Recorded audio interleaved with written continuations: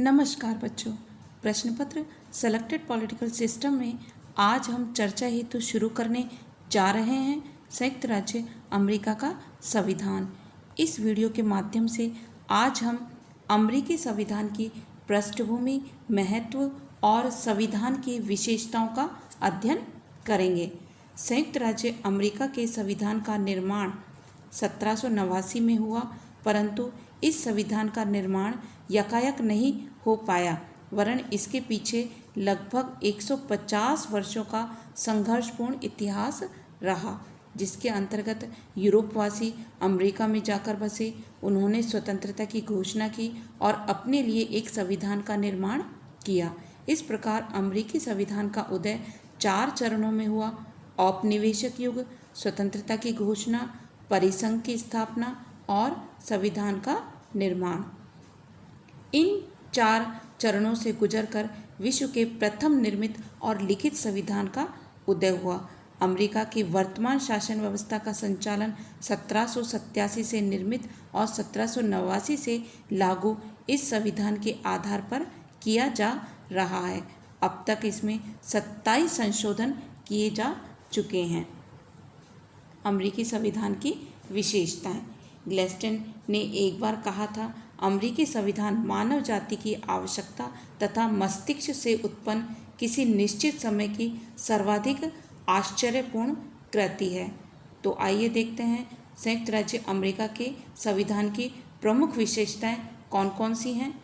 First, निर्मित और लिखित संविधान। संयुक्त राज्य अमेरिका के संविधान का निर्माण 1787 में हुआ और यह विश्व का प्रथम लिखित संविधान है। ब्रिटिश संविधान की भांति उसका क्रमिक विकास नहीं हुआ, वरन संविधान के मूल ढांचे का फिलाडेल्फिया सम्मेलन द्वारा निर्माण किया गया। न्यायिक व्याख्याओं, प्रशासनिक कार्यों और परंपराओं के आधार पर संविधान का निरंतर विकास होता रहा, किंतु संविधान की अधिकांश धाराएं और उसका मूल ढांचा लिपिबद्ध है। अमेरिका के लिखित संविधान की उपयोगिता स्पष्ट कर विश्व के अन्य राज्यों को इसे अपनाने की ओर प्रेरित किया है। अमेरिकी संविधान विश्व के लिखित संविधानों में सर्वाधिक संक्षिप्त प्रलेख है। मुनरो के अनुसार संयुक्त राज्य अमेरिका के संविधान में केवल 4000 शब्द हैं, जो 10 या 12 पृष्ठों से मुद्रित हैं और जिन्हें आधे घंटे में पढ़ा जा सकता है। अमेरिकी संविधान में केवल 7 अनुच्छेद हैं। अमेरिका के संविधान की एक महत्वपूर्ण विशेषता यह है कि लोकप्रिय संप्रभुता के सिद्धांत को इसमें स्वीकार किया गया है। अमेरिका का संविधान स्वतंत्रता और आत्मनिर्णय का प्रतीक है। संविधान का निर्माण जनप्रतिनिधियों द्वारा किया गया है और संविधान के द्वारा अंतिम सत्ता जनता को ही प्रदान की गई है। संविधान की सर्वोच्चता। फिलाडेल्फिया सम्मेलन द्वारा निर्मित प्रलेख संयुक्त राज्य अमेरिका का सर्वोच्च कानून है और राष्ट्रपति, कांग्रेस, सर्वोच्च न्यायालय तथा संघ की इकाइयां सब इसके अधीन हैं और किसी के भी द्वारा इसका उल्लंघन नहीं किया जा सकता।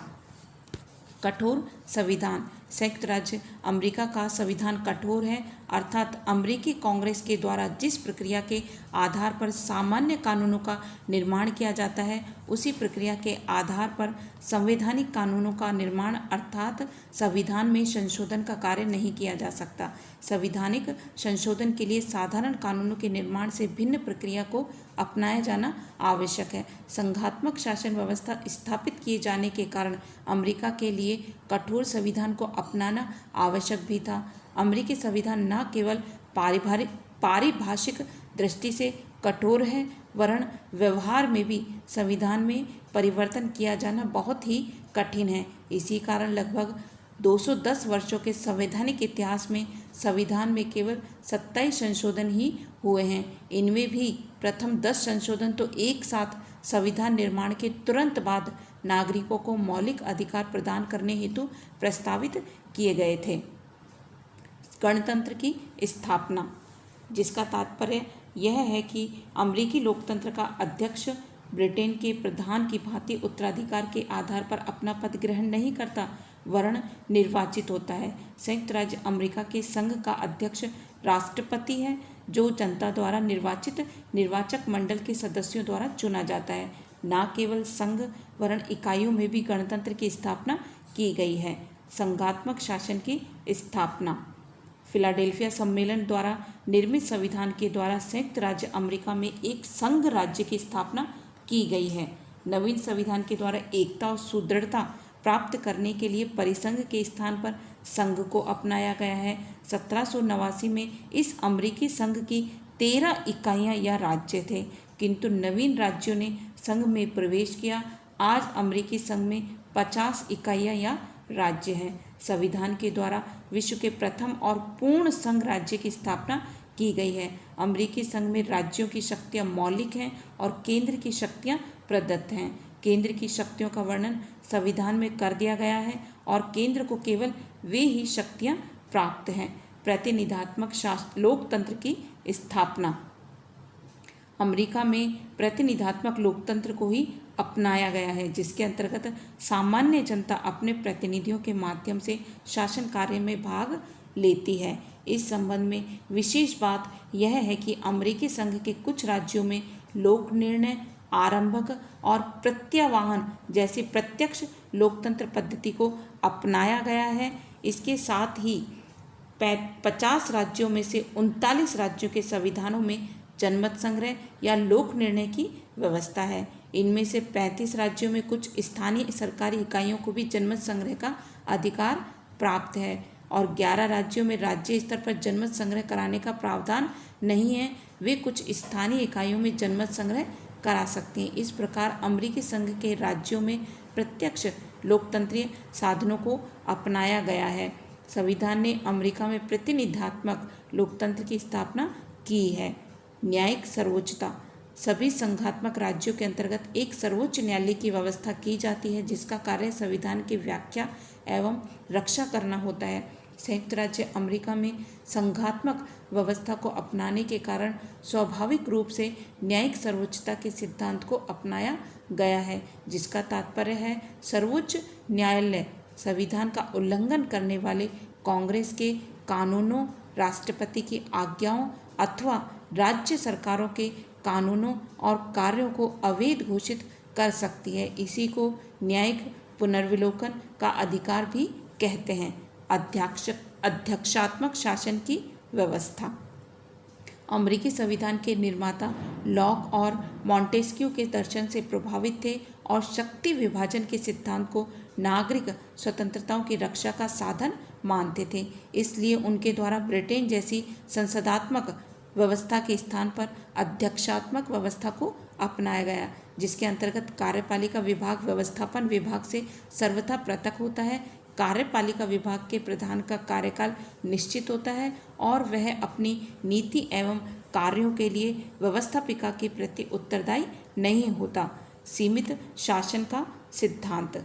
अमेरिकी संविधान निर्माताओं द्वारा ब्रिटिश सम्राट जॉर्ज तृतीय के अत्याचारों को सहन किया गया था और वे नहीं चाहते थे कि आगे आने वाली पीढ़ियां भी इसकी बुराइयों को देखें। इसके अतिरिक्त वे लॉक के व्यक्तिवादी दर्शन से भी प्रभावित थे और शासन को एक न्यास मात्र मानते थे। जेम्स बेक के मतानुसार संविधान निर्माता सरकार की शक्ति से अत्यंत संशक्त थे, अतः उनका विश्वास था कि शक्ति जितनी अधिक असीमित होगी उसके दुरुपयोग का उतना ही खतरा होगा। अतः उनके द्वारा अनेक उपाय किए गए, जैसे संविधान की सर्वोच्चता, अधिकार पत्र की व्यवस्था, शक्ति पृथक्करण, न्यायपालिका की स्वतंत्र सत्ता, मौलिक अधिकारों की व्यवस्था।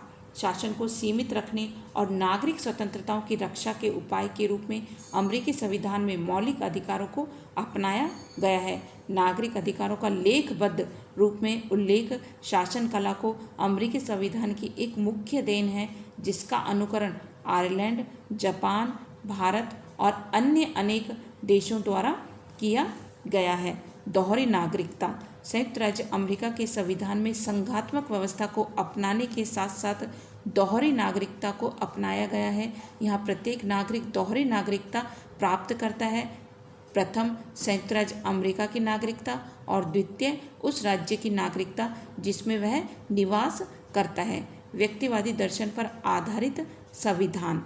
संयुक्त राज्य अमेरिका के संविधान को व्यक्तिवादी दर्शन पर आधारित सबसे प्रमुख संविधान और राज्य कहा जा सकता है। फिलाडेल्फिया सम्मेलन के सदस्य लॉक के व्यक्तिवादी दर्शन से अत्यधिक प्रभावित रहे।